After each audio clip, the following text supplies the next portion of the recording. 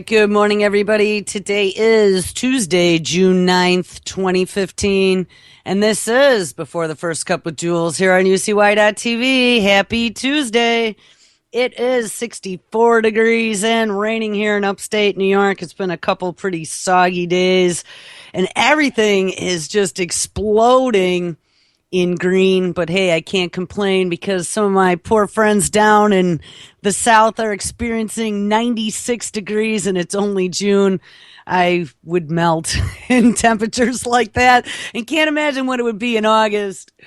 So yesterday we took a look at a bunch of things. We titled the show No One in Charge of Bioterror Pathogens and Incompetence. We discovered in reading a story, I think we were looking at the anthrax again, the DOD discovering that after all this time they hadn't been properly killing anthrax, yet they were shipping it all over the globe and potentially to all 50 states.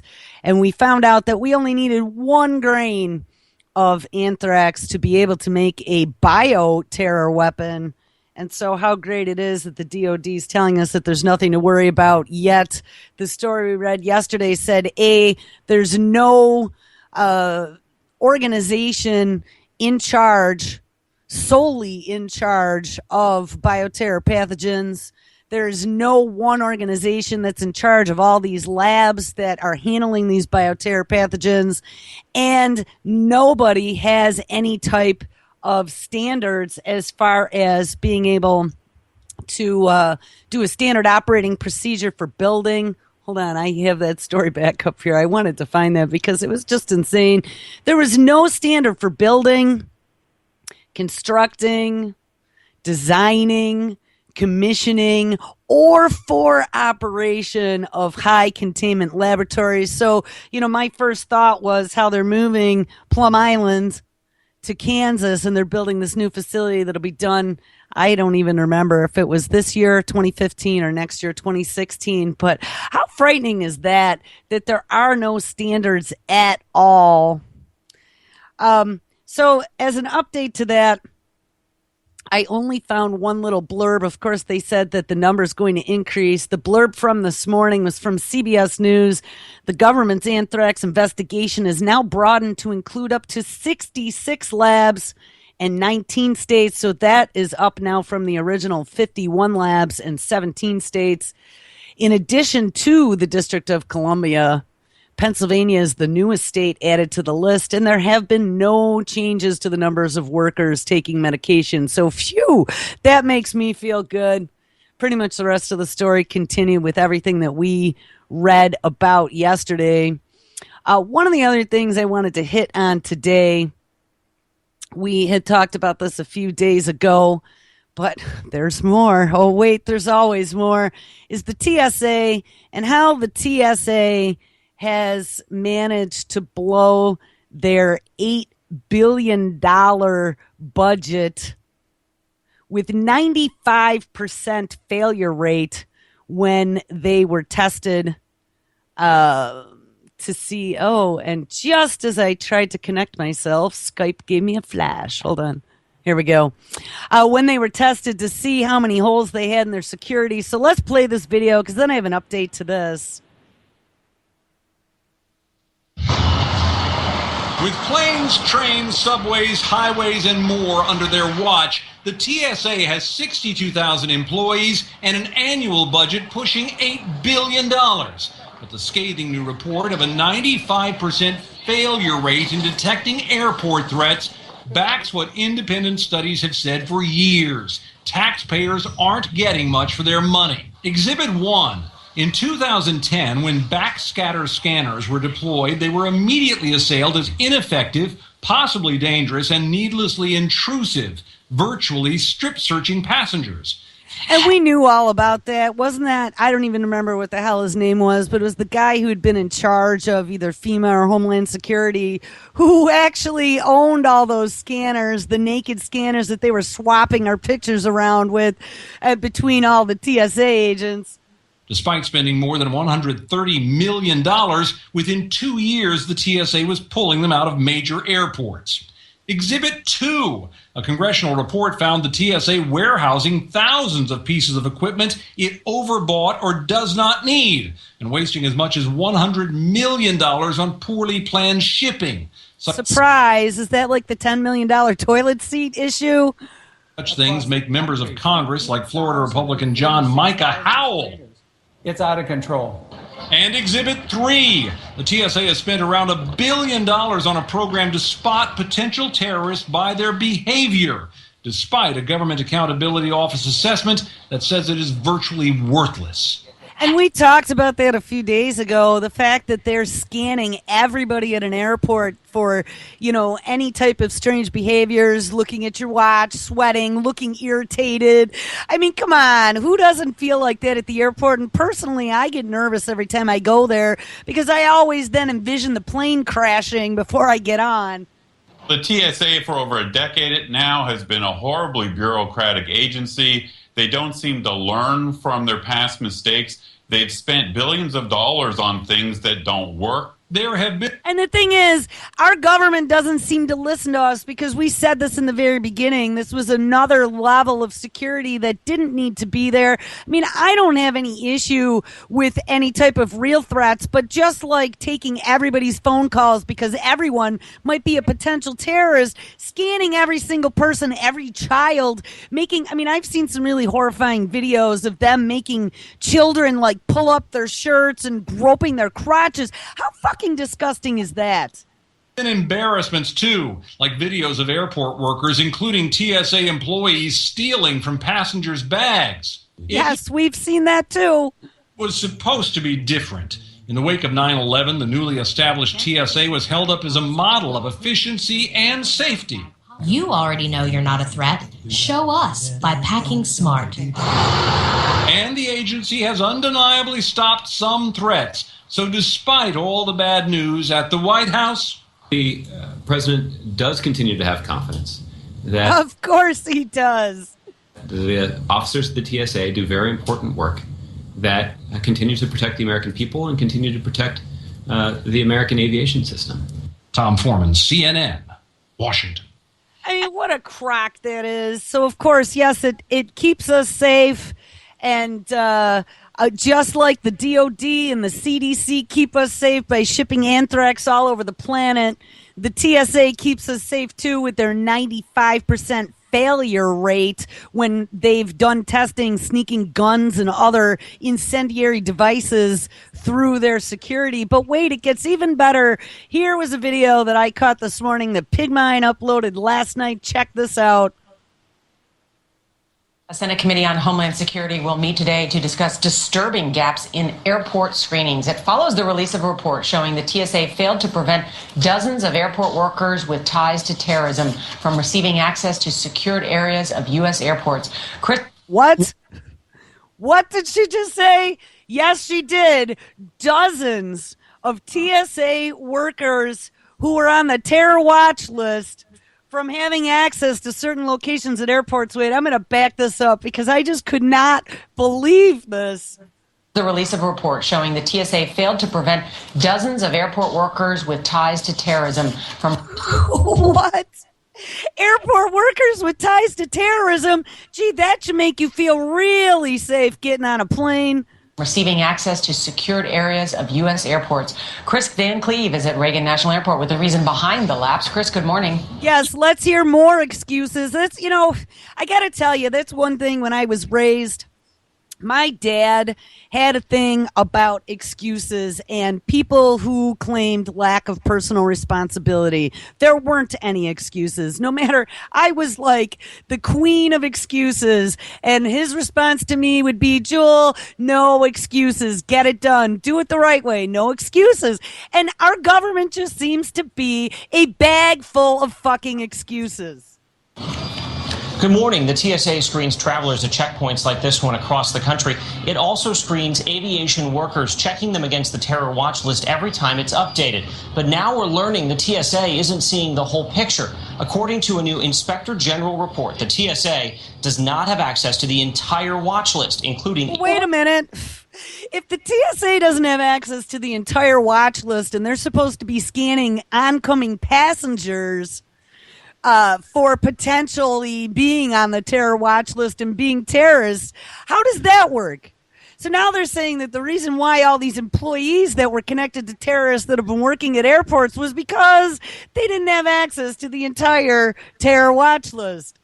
Information that would have flagged 73 people believed to have ties to terrorist groups employed by airlines, airport vendors, and others with access to secure areas of airports in the U.S. Now, how many of those individuals maybe had access to secure labs? That's a good question. Since we don't even know how many labs or how many potential terrorists. I mean, is this what I'm trying to figure out in my head now? Are they trying to make a case for the fact that they voted down renewing, which, it didn't help us anyway, renewing the surveillance on cell phones, let's say? Are they trying to say, well, look, we didn't have access to everything, and now that you want to get rid of access to everything and collecting all data, that's what caused our failures? I mean, is that what they're trying to do here? Or are they just showing us how absolutely incompetent every level of this quote-unquote security keep us safe is? The report noted the agency's vetting was generally effective. Oh, yes. Well, generally effective works for me. But identified thousands of aviation worker records that appeared to be incomplete or inaccurate, including... Oh, okay. Thousands of records incomplete or inaccurate. 75,000 immigrants that did not list a passport number and 87,000 files without a social security number. Wait a minute. How do you get employed without a social security number? Any job that I have ever worked, that was something that you had to provide before you ever started day one. And we're talking about the Federal Aviation Administration and airports across the country, 87,000 workers without social security numbers. Something by law the TSA cannot require. The fact that TSA has incomplete information, that's problematic because terrorist groups will try to take advantage of that and will try to infiltrate via those vulnerabilities. Of course, the big question is how dangerous are those 73 people, and the portion of the report that might tell us that was redacted. The TSA said in a statement it is aware of the vetting issues and working to correct them by the end of the year. Gail? Thank you, Chris. So by the end of the year. But yes, we redacted the report, so you have no idea who they are or where they are. But make sure you get on a plane, because don't worry about it. When this next big terror attack happens, we're not going to blame it on the TSA. I mean, I just can't get over how asinine this gets every single day. It gets even more asinine than the day before. All right, so from here, I don't know. What do we want to deal with today? How about some more surveillance? Here's a good one. This came out of phys.org this morning. Car to driver, we are not moving with that blood alcohol. Yes, the car is going to tell you whether or not now you are fit to drive. Inventing a world without drunk driving would make a life safer for everyone. And hey, I'm not advocating drunk driving at all.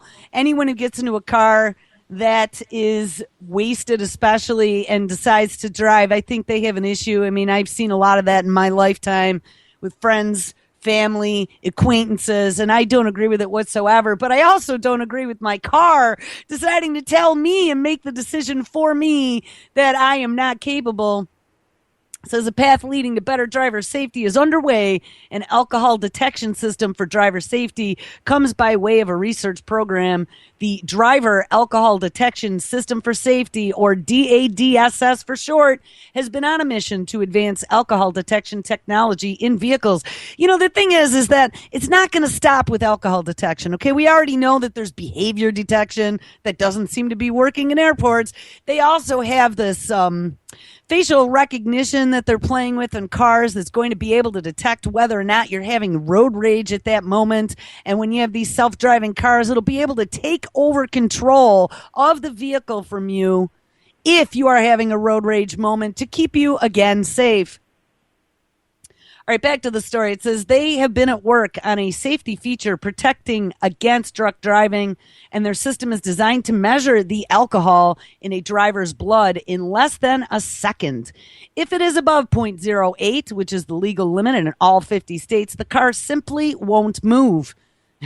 I wonder if it'll also dial the cops to come pick you up. For drivers under 21, for whom any amount of alcohol is illegal, the system can be programmed for a zero tolerance policy. And yes, that is what they're teaching our children in many different venues. Zero tolerance seems to be what they want the kids to learn for the future. I mean, I don't know. We've seen so many stories. That one little boy is the one that I remember that kissed the little girl's hand. And it was a video from last year or the year before, I believe. It went viral. And he was suspended for sexual harassment at like 5 because of a zero tolerance policy. I mean, that's absolutely ridiculous. But again, for under 21, I do agree. You know, 16-year-old does not have a command of their vehicle. You know, I've been driving for 20, I don't know, 30 plus years now. And, you know, when you've been driving that many years, and especially when you've been driving the same car for a lot of years, my car is now 10, 11 years old, you know, that thing becomes a part of your body. You're pretty good at it. You know, all the moves, the secret moves to keep you safe. But at 16, you're not going to know. But still, again, the fact that we now have a device that's going to be dictating to us and quote unquote keeping us safe is the bothersome part about this, regardless of what it's for. Says to get an accurate and reliable reading, the creators are exploring 2 technologies, a breath-based system or a touch-based system. And we do know that there's already technologies out there that can tell if you've had any type of illegal substances just by measuring your fingertip sweat or using lasers to scan your lips. It'll be able to tell what you have for breakfast. Earlier this month, reports in the Detroit News, the Highway Traffic Safety Administration unveiled the first ever prototype vehicle carrying the advanced alcohol detection technology. How it works, the breath-based system pulls a driver's breath into a sensor. The sensor could be placed in the driver's side door or in the steering column as the driver breathes normally. And a beam of infrared light is directed at the breath's molecules. Carbon dioxide and alcohol molecules absorb different amounts of light, and the sensor compares the two. Alcohol levels can be measured precisely, even in small concentrations. And if the proportion of alcohol molecules to carbon dioxide molecules is over a certain range, it indicates an illegal blood alcohol level. The system captures only the driver's breath. And that was the question I was going to ask. What if you were the designated driver and you had some very inebriated person sitting in the passenger seat who obviously smells stinkingly like alcohol? We've all been there at one point or another in our lives. What is going to prevent that alcohol from mixing with my breath and just shutting off my car? The touch-based technology reads alcohol below the skin surface. I would think that would be a much more accurate measurement. Sensors in the car's ignition button or in the gear shift shine a beam of light onto a finger. That's just very similar to the airport one we talked about last week. Alcohol absorbs specific wavelengths of light, and by measuring the light's intensity, the system can pinpoint the blood alcohol level. When this detection system is ready for commercialization, according to a promotional video, people will be able to buy the alcohol detection system as a safety option, just like the emergency brake assist or the lane departure warning. Now, again, how long do you think it's going to be, just like black boxes, to keep you safe before they put that standard into cars? I actually think this might be a video for this. So let's see. Maybe this is the promo video. It appears to be so. Our cars are getting smarter, and now a new safety feature is being developed to protect against drunk driving. The alcohol detection system will measure the alcohol in a driver's blood in less than a second. If it is above 0.08, the legal limit in all 50 states, the vehicle won't move. For drivers under 21, for whom any amount of blood alcohol is illegal, the system can be programmed for a zero-tolerance policy. To get an accurate, reliable reading, 2 technologies are being explored: a breath-based system and a touch-based system. The breath-based technology pulls the driver's exhaled breath into a sensor, which could be located in the driver's side door or in the steering column as the driver breathes normally. So it appears that this is just a regurgitation of everything that I just read. The one thing that I see where this might be helpful would be if you purchased your teenager a car, which I wouldn't recommend that for anyone. I mean, if you're a teenager, get yourself a job, save up a couple $1,000 and buy yourself a clunker, right? I get so irritated when I see these little snot noses that have BMWs that rich mommy and daddy bought for them, so they never know what it's like to work a day in their lives and to earn something. All right, a little bit at the very bottom here. The NHTSA administrator, Mark Rosenkind, said in the Detroit News that, quote, making it an option available to vehicle owners would provide a powerful new tool in the battle against drunk driving deaths. Who is involved in the DADS program? Groups include the National Highway Safety. Hold on one second. The National Highway Traffic Safety Administration, the Automotive Coalition for Traffic Safety as well, and the latter represents automakers' research and testing. It is overseen by independent engineers and scientists. The DADS said that the program is also supported by, quote, members of the alcohol industry, including the Distilled Spirits Council of the United States, the National Beer Wholesalers Association, and the Wine and Spirits Wholesalers of America. Obviously, a system of this nature requires accuracy, precision, and reliability. Research continues, and prototypes will be integrated into vehicles for field tests. Engineers will be able to observe driver behavior in natural settings, and real-world scenarios will be used. And according to the Detroit News, Rosekind said that he hoped the technology could be tested in a few years in a commercial or government fleet to start. You know what? I say let's start it in a government fleet after we just saw recently Secret Service agents having some sort of accident outside the White House, running over cones after leaving a party while drunk. It sounds like a good idea to me. All right, so I don't know. This shit's all keeping us safe. I'm sure that they will find some way using wireless to send all of your readings to your insurance company, probably your doctor, and to the database that tracks all your healthcare records. It's just insane. I don't want to be surveilled. You know, next they're going to be surveilling you taking a shit, and this just isn't right in any way, shape, or form. But wait, it gets even better than that. Another one out of phys.org this morning. Injectable electronics. Yes, I said it. Injectable electronics hold promise for basic neuroscience and treatment of neurodegenerative diseases. Now, we talked about all kinds of different neurodegenerative diseases yesterday: Alzheimer's, dementia, mad cow disease, chronic wasting disease. We did not mention CJD and CVJD. Khrushchev, I can never say it. Khrushchev's Jacob's disease, which is the human form of mad cow disease. But hey, don't worry about that, because it appears they're working on a treatment for all that crap. It's a notion that might be pulled from the pages of a science fiction novel. Yeah, you think. Electronic devices that can be injected directly into the brain or other body parts and treat everything from neurodegenerative disorders to paralysis. Thank God.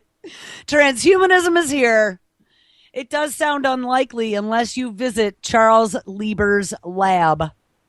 A team of international researchers led by Lieber, the Mark Hyman Jr. Professor of Chemistry, an international team of researchers developed a method for fabricating nanoscale electronic scaffolds that can be injected via a syringe. Once connected to electronic devices, the scaffolds can be used to monitor neural activity, stimulate tissues, and even promote regenerations of neurons. The study is described in a June 8th paper in Nature Nanotechnology. How frightening is that? Yes, let's put these little electronic devices into our brains and have them regenerate neurons. I mean, why don't you just eat some turmeric and see if that helps first, right? Quote, I do feel that this has a potential to be revolutionary, says Lieber. This opens up a completely new frontier where we can explore the interface between electronic structures and, yes, biology. Again, people, this just isn't right. I don't know. Think what you will. I have friends that'll argue with me to the death about how great this is, and if it was my child who was dying, wouldn't I line them up to get one of these therapies? The problem is, Human 1.0 is going to be gone here in another generation as we allow this melding of technology with biology. And do we think that that's the right thing to do? I don't know. Human 1.0, I was pretty happy with. I like being analog. I really never wanted to be digital ever. You know, even after seeing, what was that movie in the 80s? Tron. Tron was cool, but I really didn't want to be on one of those little motorcycles ruled by the machine. Thank you very much. Back to the story. For the past 30 years, people have made incremental improvements into the microfabrication techniques that have now allowed us to make rigid probes smaller and smaller, but no one has addressed this issue, the electronics cellular interface at the level to which biology works. The idea of merging the biological with the electronic is not a new one for Lieber. In an earlier study, Lieber's lab demonstrated that scaffolds could be used to create, oh yes, what, we're hearing this again, cyborg tissue. When cardiac or nerve cells were grown with embedded scaffolds, researchers were then able to use the devices to record electrical signals generated by the tissues and to measure changes in those signals as they administered cardio or neurostimulating drugs. Quote, we were able to demonstrate that we could make the scaffold and culture cells within it, but we didn't really have an idea as how to insert that into pre-existing tissue. But if you want to study the brain, and yes, the Big Brain Project, look it up if you haven't looked into it. It's a global thing, and they are looking at ways to completely stimulate and create a human brain and crack all of the mysteries. So back to this. But if you want to study the brain or develop tools to explore the brain-machine interface, you need to stick something into the body, he says. And when releasing the electronic scaffold completely from the fabrication substrate, we noticed that it was almost invisible and very flexible like a polymer, and that it could literally be sucked into a glass needle or a pipette. From there, we simply asked, well, would it be possible to deliver the mesh electronics by syringe needle injection, a common process to the delivery of many species in biology and medicine? And if you could go to the doctor and you could inject this and you would be wired up, unquote. Oh, I need to breathe. Though not the first attempts at implanting electronics into the brain, deep brain stimulation has been used to treat a variety of disorders for decades. Yeah, where they literally like cut open your skull and then put these diodes in there.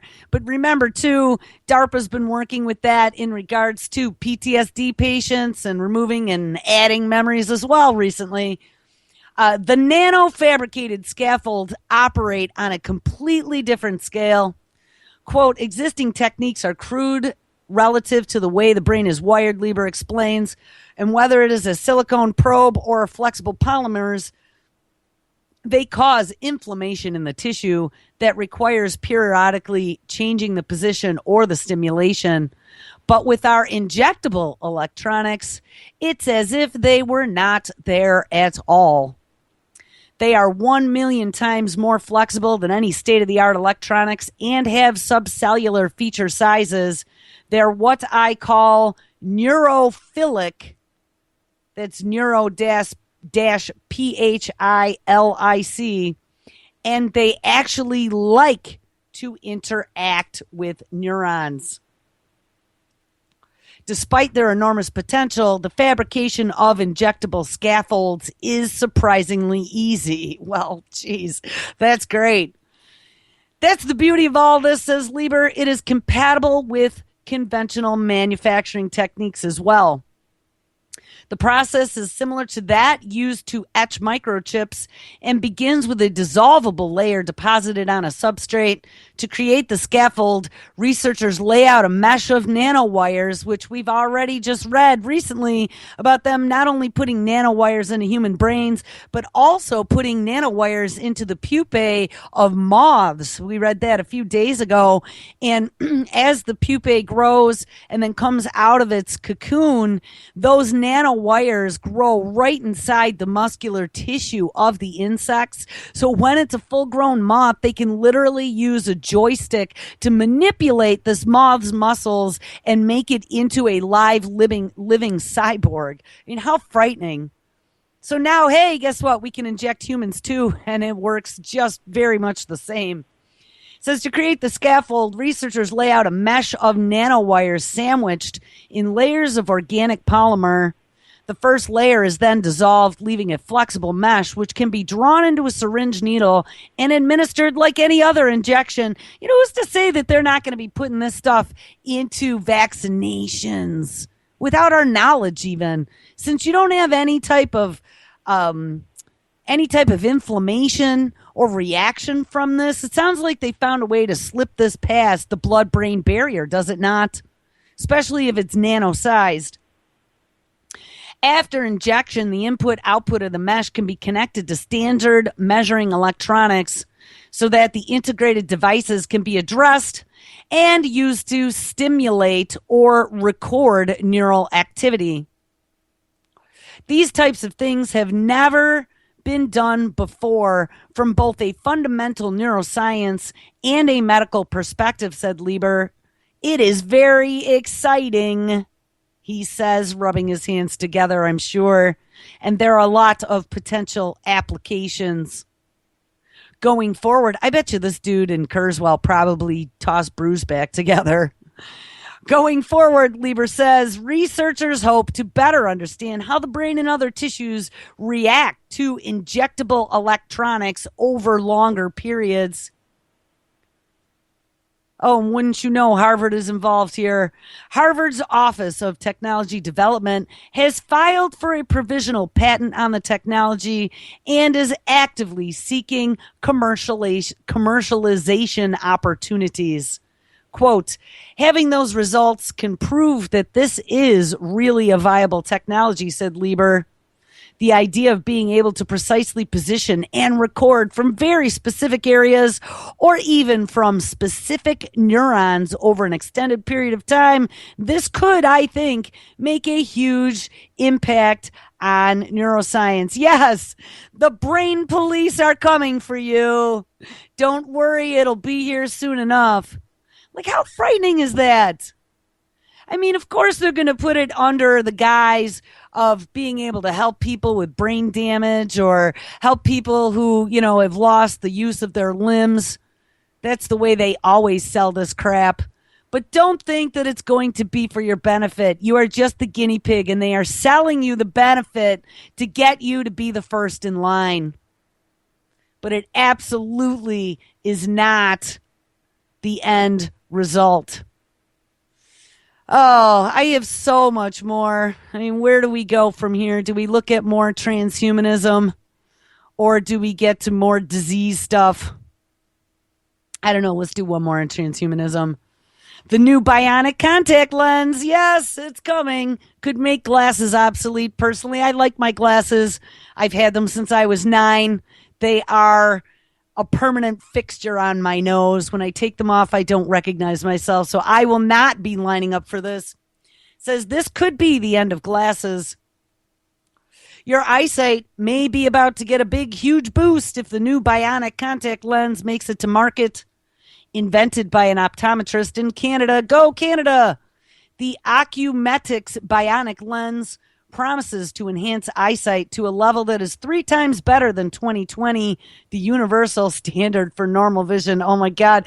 And I saw just recently, I don't remember, I think it was infrared, that they had a contact lens that was, I don't know if it was actually on the market, but they were definitely testing it to give you infrared vision, which, you know, hey, would be kind of cool to be able to have night vision. But on the other hand, you know, if you were trying to get away from somebody in the woods running, you definitely would not want them to have infrared vision at the blink of an eye. All right, back to the story. These aren't lenses that you pop in and out, though. The lenses developed by Gareth Webb is inserted into the eye via a painless procedure that takes, yes, less than 10 minutes. Webb says that the process is a lot like cataract surgery. I don't know about you, but even people who had that LASIK surgery laying down under a laser shot into their eyeball, that's something I'm not going to ever go for. I hate to tell you, I don't like anything in my eye, let alone someone zapping me with a laser. These lenses don't degrade over time, so you will never have a problem with cataracts or failing vision, no matter how long you live. Yeah, so it sounds like it's perfect for the transhumanist crowd, the ones who are planning on living forever with augmentation. Let's just put in the bionic lens, so even if your eyesight gets bad, it can adjust for that. The Ocumetics bionic lens incorporates a patented miniature optic system that works like a tiny digital camera. Oh, so I bet you the next version will be able to take pictures as well and save them into the flash storage they've inserted into your brain. It works like a tiny digital camera powered by the body, and it can shift focus from close range objects to objects any distance away faster than the human eye is able to. Such technology isn't invented in a day, of course. The lens has been 8 years in the making, and it's cost about $3 million to develop so far. This vision enhancement that the world has never seen before, this is a vision enhancement the world has never seen before, Webb told CBS News. If you can just barely see the clock at 10 feet away, when you get a bionic lens, you can see the clock from 30 meters away. Actually, let's see if there was an interview here or not. It doesn't look like it. It's just a link to the original article. All right, back to where I was. Ocumetics Technology Corp., which owns the technology, says it is safe and durable, and the implanted lens feels natural and will not cause headaches or any kind of eye strain. Nevertheless, there is a way to go before it hits the market. A launch has been tentatively set for 2017 after extensive clinical trials have been completed. For Webb, it is an innovation that is close to his own heart. At age 45, I had to struggle with reading glasses, which, like most people, I found was a great insult. Well, yes, I had to get bifocals right at 40 as well, but I did not find it to be a great insult personally. I found it to be just something that happens when you hit that age. To this day, I curse my progressive glasses. I also wear contact lenses, which I also curse just about every day. My heroes were cowboys, he says, and cowboys just did not wear glasses. Wow. So is that his motivation? Cowboys to start turning us into cyborgs? I guess so. If the Ocumetics bionic lens makes it to the market, then a whole host of eyesight problems could be overcome, not least having to wear glasses or contact lenses. Clinical trials are now being set to begin on animals and blind human beings. I'm thinking that they mean clinically blind, not fully blind, where there is no proper connection between the optic nerve and the brain. People who are rated as clinically blind can still see. It's just very, very fuzzy. And of course, it will be targeted to the people who need it most, they say. In addition to his main work on the bionic lenses, Webb has set up a charitable foundation called Celebration of Sight, dedicated to helping organizations provide eye surgery for developing countries. And yes, that's where we always start, isn't it? Funds have also been earmarked for eye research institutes across the world. Now, I'm not saying that any of these groups or inventors are evil people, okay? They think that they are doing the right thing. They're using technology to help people who they say really need it. But on the other hand, how far do we push the envelope before we are not considered human 1.0 anymore? And how far do we then, who don't line up for these technologies, how long before they deem us to be inferior humans?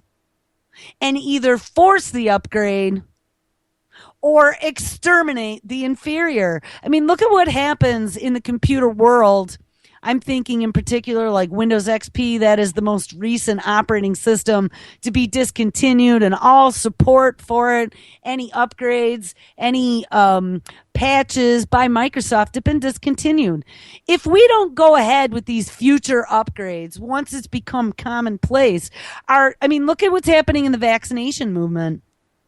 Doctors are already telling their patients that if you don't get vaccinated, I'm not going to treat you anymore. My dentist, we talked about this, pulled the same crap on me. If I don't stick my kid into one of those panoramic x-rays, which with all of the studies that I've read, increases brain cancer and are absolutely unnecessary unless you have a major orthodontic problem, my dentist is not going to treat my kid anymore because I'm not going to stick my kid in that machine because I have real issues. There hasn't been a lot of research done as to how radiation over an extended lifetime, that, by the way, nobody is tracking, and all radiation is cumulative, how that's going to affect my child. But there is evidence that these panoramic x-rays cause brain cancer.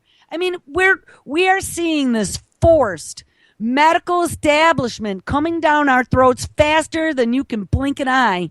And it's only going to get worse as people who just don't get the big picture are opening their arms saying, I want to be part of the machine. All right. Where do we go from here? I think we're going to jump back.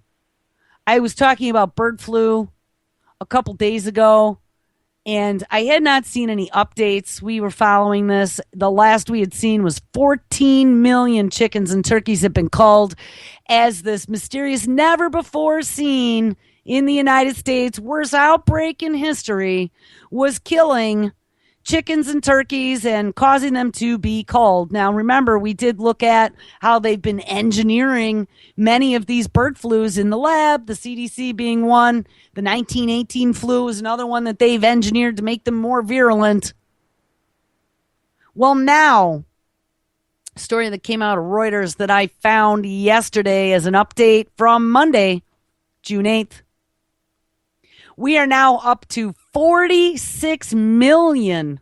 So we went from 14 to 46 million. Chickens and turkeys have been culled and have died in a bird flu outbreak that is opening. Now check this out. It's opening a rare fissure within the usually tight-knit U.S. poultry industry. This is titled Bird Flu Vaccine, Go Figure. Under development divides U.S. poultry industry. So not only do we have the anti-vaxxer argument because of Johnny ruining a whole bunch of Disney World trips, getting the measles, and then we had the doggy flu, remember? That doggy flu, which happened to be birdie flu, and somehow got into dogs, and they were encouraging all of the dog owners across America with their oxytocin love hormone, so they treat their dogs like children, to go running off to the veterinarian and getting your dogs vaccinated, even though the current doggy flu vaccine doesn't cover this birdie flu. But make sure you do it to keep your doggy safe. They now are taking the anti-vaxxer argument to the poultry industry. Yes, they are. The death of more than 46 million chickens and turkeys in a bird flu outbreak is opening a rare fissure within the usually tight-knit U.S. poultry industry, pitting farmers with infected flocks against those who so far largely have sidestepped the worst outbreak in U.S. history. Yes, never before seen, worst ever. At issue, whether to vaccinate poultry against the highly pathogenic bird flu virus. Hard-hit turkey producers in the Midwest say they will continue to urge the U.S. Department of Agriculture, the good old USDA, who isn't keeping us safe, as we found out listening to the video about the cancerous cows. They are urging the USDA to approve a vaccine to protect their flocks even after the agency decided on Wednesday, believe it or not, against releasing a vaccine it was developing because the tests showed that it was not effective enough. That really surprised me, but hey, chalk one up for them. Chicken farmers in states not yet hit by the bird flu, such as Mississippi, are lobbying against the approval of a vaccination program without more testing and economic analysis. Well, I'm going to give a round of applause for the Mississippi farmers because at least they have a modicum of sense. They don't want it released without more testing because they don't know what it's going to do to their chickens. Many producers worry vaccinated birds could actually spread the virus. What? Yes. Have we not been discussing that in regards to even human vaccinations? Many producers worry the vaccinated birds could actually spread the virus, while exporters say a vaccination program could act as a trigger for rejection of U.S. poultry in foreign markets. Well, check that out. James Sumner, president of the USA Poultry and Egg Export Council, highlighted the economic risks of vaccinating birds, but said the organization did not have an official position on whether the USDA should approve a vaccination program. Quote, certain segments of the industry certainly do want to vaccinate, but it comes with complications, he says. I don't think there are too many countries that have vaccinated and found it to be successful for their industry. But why? Why, you ask? The stakes in the U.S. decision on whether to approve a vaccine are particularly high for farmers who raise broiler chickens for meat. U.S. producers export about $5.7 billion worth of poultry and eggs each year, about 3/4 of which comes from the broiler industry. The USA Poultry and Egg Export Council estimates about $600 million in trade losses in the first quarter of this year alone due to the restrictions imposed by importing countries because of the bird flu infections. But so far, most countries have imposed restrictions due to the outbreak, and they have restricted shipments from geographic areas with infections. However, exporters worry that more buyers will impose nationwide bans on imports from the U.S. if a vaccine is used, and the exact impact is unknown because the United States has never before used a vaccine to fight the highly pathogenic bird flu. Again, never, ever, ever before. The dispute over vaccination is unusual for the poultry industry, where chicken and turkey growers usually present a united front on issues involving regulation and trade. Well, isn't this interesting that the vaccine debate is again causing a huge divide? But let's find out why. The National Chicken Council, a trade group representing the broiler industry, asked the USDA in a letter last month to determine how the top 20 export markets for the U.S. poultry would react to vaccines before approving an immunization plan. The group also asks, so it's all about dollar and cents for them, apparently. The group also said that it was uncertain that a vaccine would reduce the number of infected flocks. Some poultry makers are concerned, and here we go, that inoculated birds might, quote unquote, shed the live virus, putting other birds at risk of catching the fatal disease. And we have found that in humans as well, though they will argue tooth and nail that vaccinated children do not shed live virus when they are injected with live virus. It absolutely has been proven to be true. The one I remember at 100% where the FDA was warning against that was the intranasal I don't even know if you call it a vaccine, but it was an intranasal version of the vaccine for swine flu that they were giving to children. And it was a live virus. And the children would be shedding that live virus for 7 to 10 days beyond getting that intranasal. So apparently there is concern for this bird flu vaccine as well.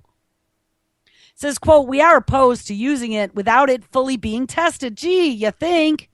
Says Mike Cockerell, chief financial officer of Sanderson Farm, Inc., the third largest U.S. poultry producer. For the vaccination program to be effective, It would need to be part of a broader strategy, including improving disinfection methods on farms and swiftly killing infected flocks. Yes, like Minnesota did by calling in the National Guard with water and foam to suffocate them. Otherwise, it'll be difficult to distinguish between flocks infected with the virus and those that are vaccinated.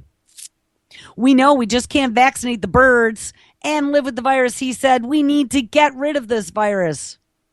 Yeah, why are we doing that with a lot of different viruses, like that Paswan and all these new tick-borne viruses that are at epidemic proportions in the woods of the Northeast? The USDA has said that it would use a vaccine as a last resort, and yes, they'll probably fast-track that shit like they do on humans when they declare an emergency, though many of these states, have actually already declared emergencies. It says the USDA has said it views the use of vaccines as a last resort, preferring attempts to eliminate the virus by quarantining infected farms and culling the birds there. The large death toll of birds in the current outbreak is partly because of culling. Another thing, though, is this whole quarantine issue. We saw that with the quote-unquote Ebola outbreak.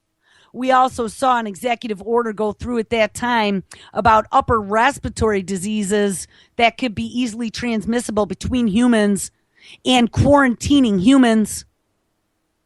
We came upon a lot of human rights issues and whether or not you deserve to be quarantined. I'm telling you, people, with all of these quote-unquote never-before-seen outbreaks, failures in security to keep us safe, anthrax being shipped all around the globe, and whoops, the DOD doesn't know how it happened, and their entire procedure appears to be faulty. This is concerning to me. All of this is painting a very ugly future picture. How long is it going to be before they decide to insert one of these little electronic devices under our skin? And we just read about one the other day that can take blood glucose levels, and they didn't give any other specifics, but they said other things that they'll be able to detect under the skin in your blood to determine whether or not you need to be quarantined or whether or not you are worthy. The very last story we looked at yesterday was in regards to how negative lifestyle decisions and choices in like the food you eat or the situation that you're in, whether or not you're poor and you've led a hard life, whether or not that damages your DNA for future generations. How long is it going to be before they're judging who is worthy to procreate and who isn't? Who is worthy to live and who isn't? Who's costing the state too much money to be worth extending your life? And as natural resources, whether it be artificially reduced or if it's naturally being reduced, how worthy you are to consume the few last natural resources that are left here on the planet. Here's one last story I'm going to try to hit, and this is continuing on the birds. We had predicted this, and we know now it's happening. Heb grocery stores, which I know my friends in Texas all know who Heb is. Up here in the upstate New York region in the Northeast, we have like a Wegmans that I think would probably be pretty similar to Heb. It's a pretty large grocery store chain. Heb has officially begun rationing eggs. There's a video here. So let's see if we can play this one. If not, I'll read it.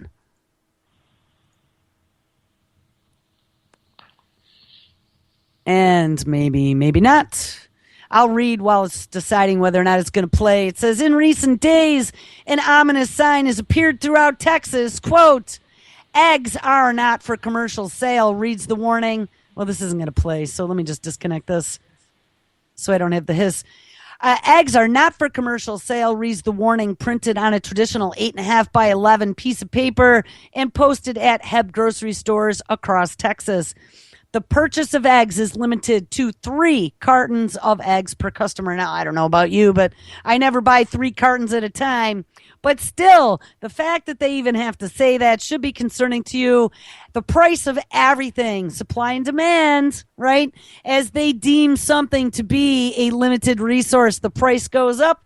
And as employment and wages go down, as the United States is getting ready to become a third world nation with all of these super secret trade deals that they're negotiating that are classified, don't think that there's going to be food for you or me eventually. It's all going to be bug protein. Heb, which operates 350 supermarkets, is one of the largest chains, not only in the state, but in the whole country. And it has begun, as the casual but foreboding notices warn, to ration its eggs. Quote, the United States is facing what they say is a temporary disruption in the supply of eggs due to the avian flu, says a statement released on Thursday last week. Heb is committing to ensuring Texas families and households have access to eggs. The sign placed on our shelves last week is to deter commercial users from buying eggs in bulk. You know, how long is it going to be now before they come up with a synthetic version of eggs if they haven't already? And they're going to make that what we eat, not natural eggs. Get yourself some backyard chickens, I say, and keep them safe from bird flu. It says the news, as the grocer suggests, comes on the heels of what has been a devastating several months for egg farmers in the United States. Avian flu, which has proven lethal in other parts of the world, has spread throughout the United States like wildfire. Yes, they said it. Since April, when it began spreading by the thousands per week, it has escalated to the point of a national crisis. And yes, people, just wait, because it's going to get bigger. As of this month, 46 million chickens and turkeys have been killed, according to the USDA, and nearly 80% of those were egg-laying hens. All right, guys. And if you eat eggs, you're going to pay the price as well. So that about wraps it up for today. We're down to the last 30 seconds. It is Tuesday, which means we have lots and lots and lots and lots of live radio. Mr. Kevin Blanche is up next.